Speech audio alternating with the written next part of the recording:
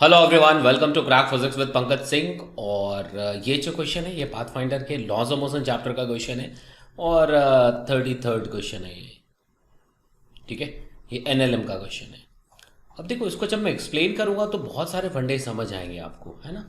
तो अब देखो, बहुत सिंपल सा क्वेश्चन है, बट यस, आप चाहे तो इसको पॉज करके एक बार ट्राई जरूर करिएगा, वीडियो पॉज करके एक बार ट्राई करिएगा। ठीक है, तो अगर हम लोग यहाँ पे देखें तो अगर क्वेश्चन की बात करें तो क्या कह रहे हैं, a small block is sliding on a frictionless inclined surface. मतलब ये जो सरफेस है ये फ्रिक्शनलेस है, ठीक है, but this inclined plane is moving upward with a constant acceleration. This inclined plane, ये जो इंक्लाइंड प्लेन है, ये इंक्लाइंड प्लेन मूव कर रहा है अपवर्ड डायरेक्शन में, ठीक है, विथ कांस्टेंट एक्सेलरेशन। तो ये हमने एज्यूम कर लिया ए। ठीक है, if the block remain at a level height, level height कहने का मतलब ये हो गया कि मतलब उसकी हाइट नहीं बदलती है, ठीक है, then what is the acceleration of the inclined plane, we need to find this A. बहुत प्यारा सा सवाल है, दिमाग लगाएंगे तो बिल्कुल बनेगा, दिमाग भी लगाना है और थोड़े से कॉन्सेप्ट भी लगाने हैं। अगर हम सूडो यूज करेंगे मतलब नॉन इनिशियल फ्रेम में जाएंगे, थिंग्स विल बी इजियर।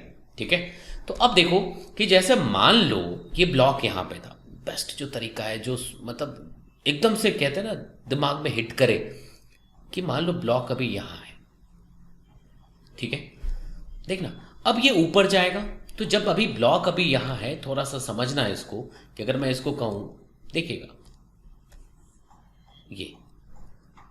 ये हमने क्या किया, इसको कर लिया कॉपी, ठीक है, और इसको कर दिया हमने पेस्ट यहां पे। अब देखिएगा यहां पे था, तो अगर ये ब्लॉक यहां पे था, देखना समझना, तो अब देखो जैसे ही आप देखोगे थोड़े टाइम बाद, तो ये जो ब्लॉक अभी यहां दिख रहा है वो थोड़ा आगे दिखेगा, वो थोड़ा नीचे तक आ जाएगा। अब इसको ऐसा सोचो, यूं ऐसा दिखा रहा हूं मैं, ये लाइन है, ठीक है जी। तो अब देखना अभी जैसे ये ब्लॉक यहां पे था, तो ये ब्लॉक यहां से स्लाइड भी तो कर रहा है। तो अगर ये ब्लॉक स्लाइड कर रहा है, देखिएगा, तो if this block is sliding, ये इसका लाइन था, मतलब ये लाइन था पहले, block is sliding over the incline plane, तो स्लाइड करने दो जी इसको, तो स्लाइड करने दो, और इंक्लाइन प्लेन को थोड़ा सा मैं ऐसा दिखा रहा हूं ताकि सारी चीजें क्लियर हो पाए। ये है इंक्लाइन प्लेन, ठीक है जी। तो अब ये ब्लॉक यहां से चल के इतनी दूर चले कि भाई हाइट मेंटेन रहे, तो मैंने इसको रख दिया यहां पहुंचा दिया, देखिएगा ऐसा। तो देखना इंक्लाइन प्लेन के फ्रेम में पहले ब्लॉक यहां था, मतलब ये इसकी इनिशियल पोजीशन थी, ठीक है, और इंक्लाइन प्लेन के फ्रेम में वो स्लाइड कर रहा है, स्लाइड करके वो यहां पहुंचा, ठीक है। लेकिन अगर आप देखो तो हाइट मेंटेन्ड है, हाइट तो पहले भी यही था और अभी भी हाइट यही है। तो अगर ऐसा कुछ होता है तो हमारा जो क्वेश्चन कह रहा है वो बिल्कुल वैलिड रहेगा। अगर ऐसा कुछ होता है तभी हमारा क्वेश्चन बिल्कुल वैलिड रहेगा, जो भी कह रहा है बिल्कुल ठीक है। Suppose this height is y, ये वाई है, ठीक है, और ये जो लेंथ हुआ ये एल हो गया, ठीक है ना। तो वाई और एल का एक रिलेशन मिल जाएगा आपको। वाई और एल को अगर रिलेट करना चाहते हैं तो हम लोग लिख सकते हैं sine theta should be equal to y upon l. It means l जो होना चाहिए it should be equal to y by sine theta. यहां तक बात समझ आ रही है। अब देखना थोड़ा सा समझना कि अब अगर यहां से देखोगे तो एल और वाई का रिलेशन आ गया, तो वाई ये वाला डिस्टेंस है और एल ये वाला डिस्टेंस है। तो अगर मैं इसको दो बार डिफ्रेंशिएट करूं तो हमें एल, ये जो वाई है, देखना ये ए वाई मिल जाएगा जो ए लिख रहे अपॉन साइन थीटा, ठीक है भाई। और ये एल क्या होगा, इसको मैं ए सरफेस लिख देता हूं।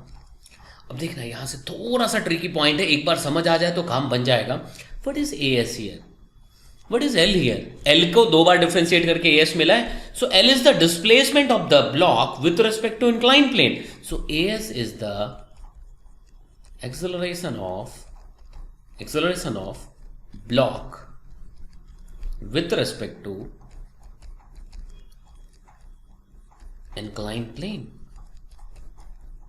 तो ये कंफ्यूजन होने का कोई मतलब ही नहीं कि आपने दो डिस्प्लेसमेंट अलग अलग, मैंने ये कहा कि y इधर से डिस्प्लेसमेंट और l is the displacement of the block with respect to plank, और मैंने उन दोनों में एक रिलेशन स्टैब्लिश्ड किया और डिफरेंशिएट करके एक्सेलरेशन को रिलेट कर दिया। बात समझ आ रही? So what is A here? This A is the, what is A here? This A is the acceleration of Planck और द इंक्लाइन प्लेन जो हमें कैलकुलेट करना है,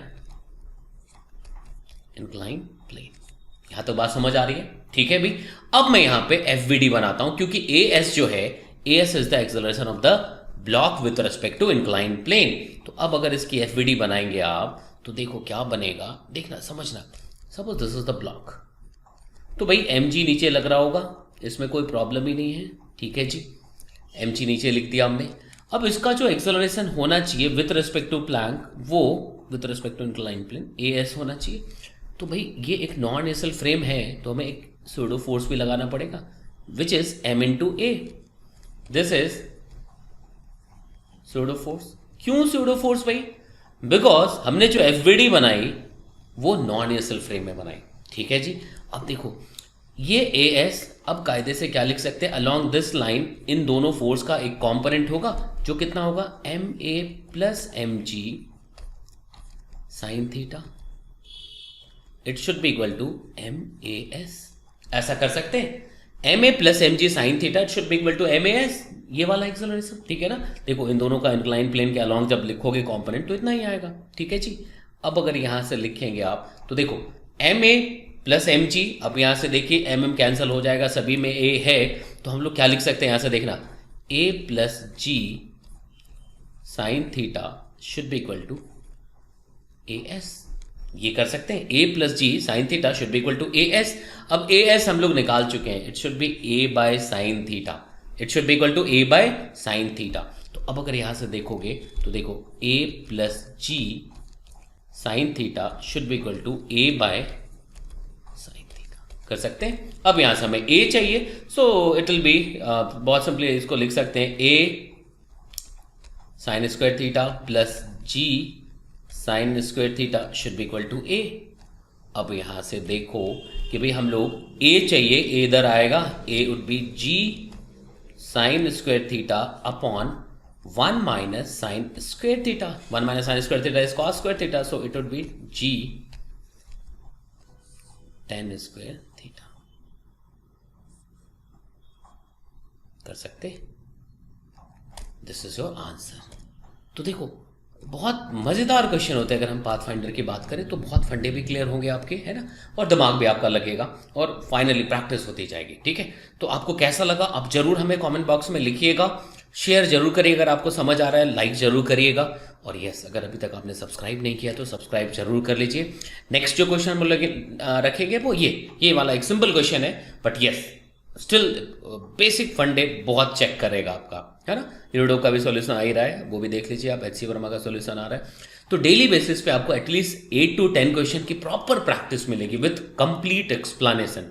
ठीक है, तो ये मैं अपने पर्सनल एक्सपीरियंस से कह सकता हूँ कि वन ऑफ द बेस्ट एक सॉल्यूशन है, one of the best solution, मतलब क्वेश्चन का सॉल्यूशन नहीं, one of the best way है अपनी फिजिक्स को बहुत स्ट्रांग कर लेने का। ठीक है, तो चलिए फिर नेक्स्ट लेक्चर में मिलते हैं आपसे। ठीक है, चलिए फिर, ओके।